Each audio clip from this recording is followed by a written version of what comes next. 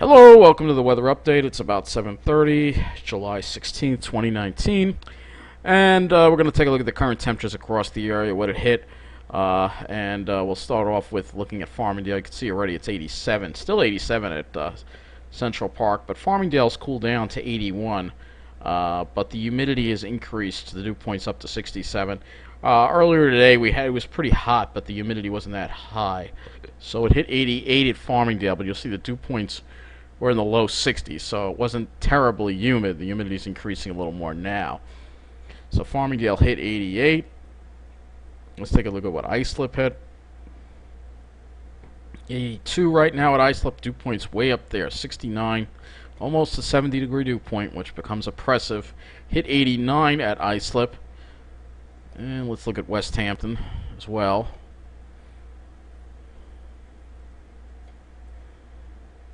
West Hampton, so 79 at West Hampton, 2.68, and it hit a little cooler there, 85 degrees. Obviously, probably cooler because it's on the South Shore.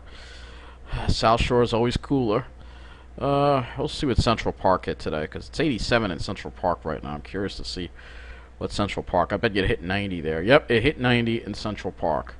And I bet it was even warmer than that in Toms River. And speaking of the New Jersey, there are now excessive heat warnings in effect and heat advisories in effect for much of New Jersey. So let's take a look and see what what it was in Ocean County today. It's still 85 degrees in Toms River and a lot more humid too. Dew point 71. And let's see what it hit there today. 93. So yeah, it was hotter there. Of course, no sea breeze to speak of. So let's take a look at the radar because there are some showers on the radar that we have to look at. So we have, looks like a couple of showers and thunderstorms in extreme eastern Pennsylvania coming into northwest New Jersey, and then there's another batch, looks like around Lancaster, Pennsylvania. Let's look at the Upton radar. You'll see here that it wasn't supposed to be any moisture from Barry moving in yet, but apparently it is already starting. So we have these thunderstorms right over here. Looks like right around the four corners here. So we'll take another closer look at that on the Ventus sky. So if you're looking at the Ventus sky, you'll see here temperatures are generally on Long Island, generally around 80 degrees, 70s. Of course, it's hotter in New Jersey, where temperatures are still, according to the Ventus sky, still in the mid-80s. You see the difference here already. But I want to look at the radar, so we can take a look and pinpoint these thunderstorms here.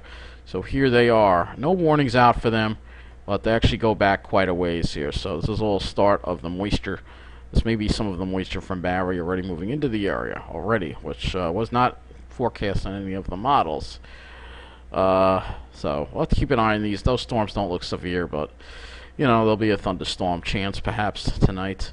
So let's look at the models and see what we have going on. We'll just look at our area here and see how the models are handling the moisture from Barry. We'll start off with the NAM. And the NAM is picking up on this actually fairly well. So let's see what happens here as we go into tomorrow here. So tomorrow still keeps the area mostly dry for tomorrow. It doesn't really build the heavier showers and rain in until, and again, it's going to be of a scattered nature.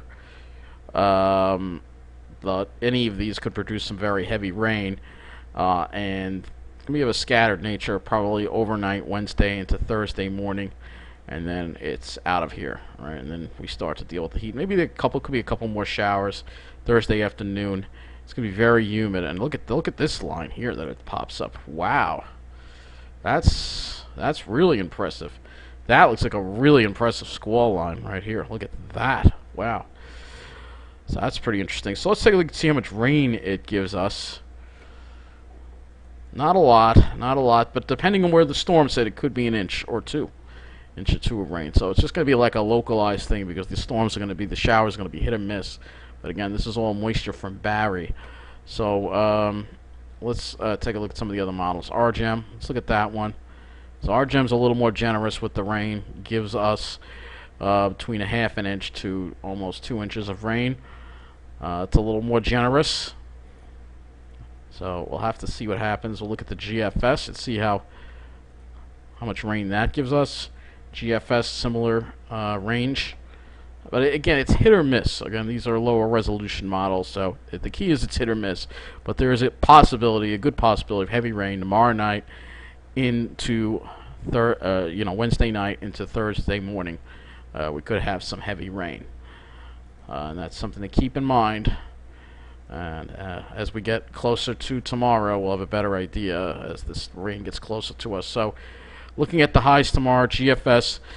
Long Island escapes the 90s, but it looks like we have plenty of 90s in Jersey, and I see a 98 over Philadelphia. So Toms River could definitely get well into the 90s tomorrow, probably. And then for Thursday, it's cooler because there's more cloud cover, I think, from the moisture from Barry. So there'll be more cloud cover and showers around with that rain chance. And then as we go into Friday, the heat really starts cranking.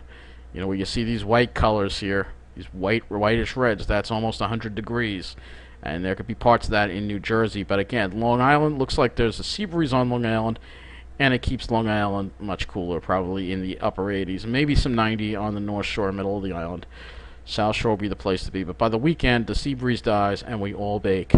And you can see near 100 and perhaps over 100 in New Jersey.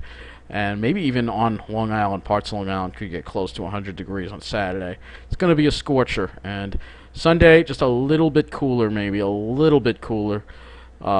Maybe more like mid-90s on Long Island. But again, no sea breeze to speak of. And then as we head into, look at that, Monday looks a lot cooler. So all of a sudden, it's a dramatic cool down where we're only going to be in the 70s. So that looks like a pretty strong cool down right there. And we'll just look at a little bit in the next week here. Not too much. So, yeah. We'll have to take a look at that and see what's causing that cool down. I'm thinking it's going to be a front moving through, but it might stall out and it might keep us in the clouds. So maybe that's why it's that cool. So let's go and look at how the dew points are going to do. Because not only is it going to be hot, as I explained to you before, it's also going to be very humid. And you can see tomorrow, dew points already into the mid and upper 60s, maybe close to 70 degrees. And then as we get into Thursday with this moisture from Barry, there are going to be some really high dew points, probably mid-70s. Dew points 70 to 75, so it'll be extremely muggy on Thursday. And then as Friday, as the heat cranks, we're going to see it's going to be humid. Dew points in the upper 60s to low 70s.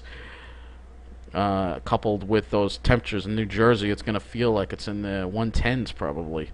And then as we get to Saturday, and again, if you look at the wind barbs, you'll see a more of a westerly component. That's why the sea breeze might be limited these days. On Saturday, we are baking, and the dew points are in the upper 60s, low 70s. At least we're not dealing with look at this. At least we're not dealing with this. So off to our west in Ohio, they're dealing with dew points near 80. So at least we're not dealing with that. And then as Sunday rolls around, you can see it looks like there's some front trying to come through.